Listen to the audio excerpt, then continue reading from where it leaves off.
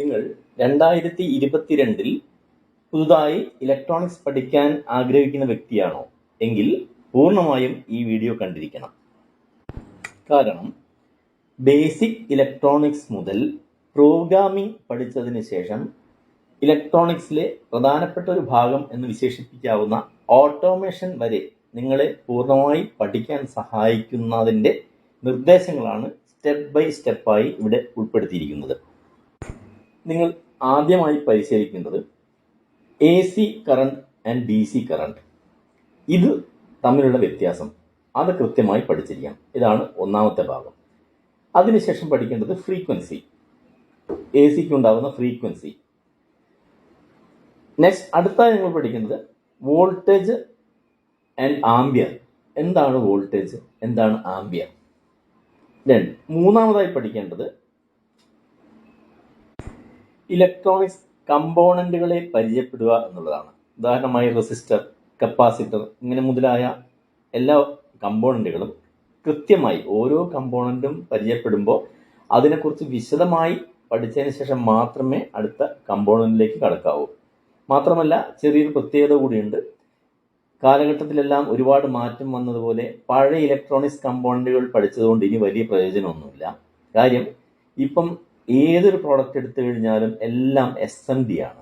അതുകൊണ്ട് തന്നെ ഇനി വിലക്കുറവിലാണെങ്കിലും ഗുണമേന്മയിലാണെങ്കിലും ഇനിയുള്ള കാലം മുതൽ മുഴുവൻ SMD-യിൽ മാത്രമേ നമുക്ക് എന്തെങ്കിലും ചെയ്യാൻ കഴിയൂ. അതുകൊണ്ട് പരമാവധി പഠിക്കുന്നത് SMD കമ്പോണന്റുകളെ കുറിച്ച് പഠിക്കാനും SMD സോൾഡറിങ്ങിനെ കുറിച്ച് പഠിക്കാനും ശ്രമിക്കുക. നമ്മൾ ഇതിനകത്ത് പ്രസിദ്ധീകരിക്കുന്ന മിക്കവാറും എല്ലാ വീഡിയോകളും അതിനെക്കുറിച്ച് തന്നെ ആയിരിക്കും. അഞ്ചാമതായി മനസ്സിലാക്കേണ്ടത് ട്രാൻസ്ഫോമർ. എത്ര തരം ട്രാൻസ്ഫോമറുകളുണ്ട്, 50 ഹെർട്സിൽ വർക്ക് ചെയ്യുന്ന ട്രാൻസ്ഫോമറുകൾ എത്ര എണ്ണം, അവ എന്തിനു വേണ്ടി ഉപയോഗിക്കുന്നു, ഹൈ ഫ്രീക്വൻസി ട്രാൻസ്ഫോമറുകൾ എത്ര. ഹൈ ഫ്രീക്വൻസി ട്രാൻസ്ഫോമേഴ്സ് എന്ന് പറയുന്ന സമയത്ത് നമ്മൾ SMBS വരുന്നുണ്ട്, അതുപോലെ ഒരുപാട് ഭാഗങ്ങളിൽ യൂസ് ചെയ്യുന്നുണ്ട്. അപ്പോൾ ഇത് രണ്ടും കൃത്യമായി പഠിച്ചിരിക്കണം. ആറാമതായി പഠിക്കേണ്ടത് സിംബലുകൾ.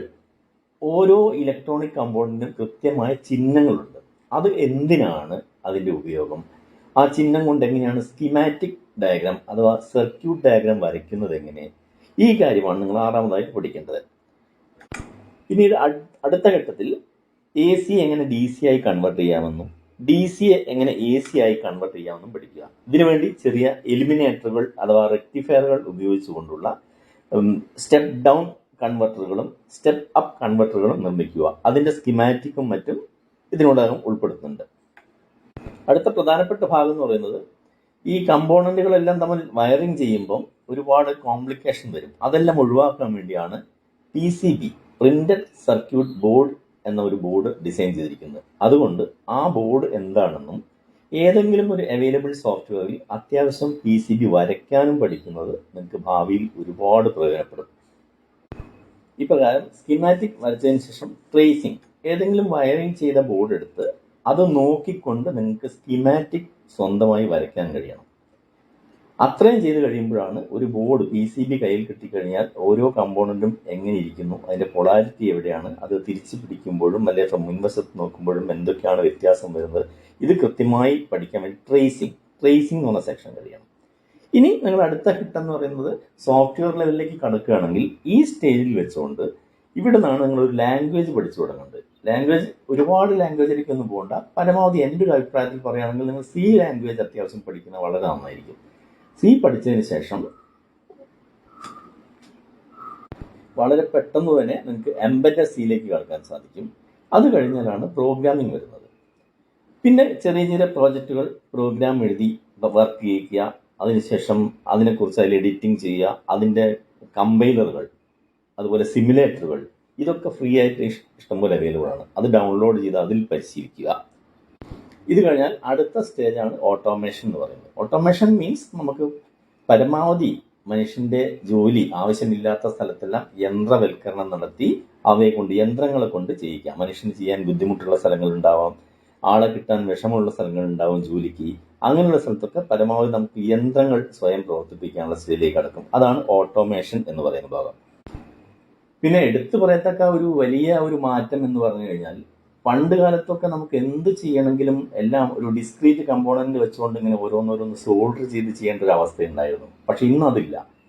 ഇന്ന് മുഴുവൻ ഏറ്റവും വിലക്കുറവിൽ തന്നെ നമ്മൾ ചെയ്യുന്നതിനേക്കാൾ ലാഭകരമായും സമയലാഭം, സാമ്പത്തിക ലാഭം, ഇതുകൊണ്ട് എല്ലാം റെഡിമെയ്ഡ് ബോർഡുകൾ അവൈലബിൾ ആണ്. നമുക്കൊരു റിലേ, മിക്കവാറും പ്രൊഡക്റ്റിന് വേണ്ട സാധനമാണ് റിലേ ഡ്രൈവ്. 5 റിലേ അല്ലെങ്കിൽ 10 റിലേ അല്ലെങ്കിൽ 1 റിലേ, ഇതിനൊക്കെ റിലേ ഡ്രൈവുകൾ നേരിട്ട് കിട്ടും. മൈക്രോ കൺട്രോൾ പ്രോഗ്രാമിംഗ് ചെയ്യാൻ അതിൻ്റെ ഒരു പ്രോഗ്രാമിംഗ് ബോർഡ് നമുക്ക് ഡയറക്റ്റ് അവൈലബിൾ ആണ്.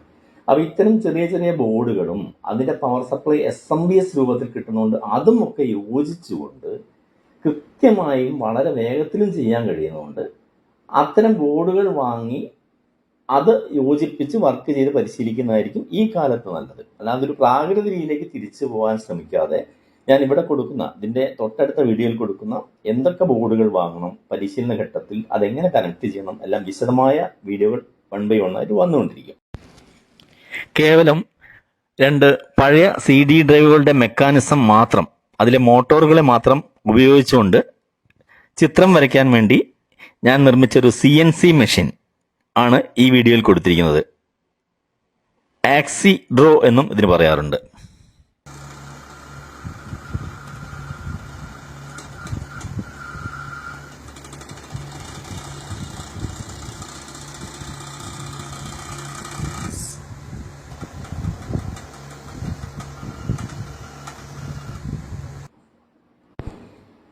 ഏതായാലും ഇലക്ട്രോണിക്സ് പഠനത്തിലേക്ക് നിങ്ങളെ സ്വാഗതം ചെയ്യുന്നതോടൊപ്പം തന്നെ നമ്മുടെ ഈ ചാനൽ ഒന്ന് ഷെയർ ചെയ്തും സബ്സ്ക്രൈബ് ചെയ്തും സഹകരിക്കാൻ ഒരിക്കൽ കൂടി അഭ്യർത്ഥിച്ചുകൊണ്ട് വീണ്ടും ഒരു വീഡിയോയുമായി കാണുന്നതുവരെ ഗുഡ് ബൈ.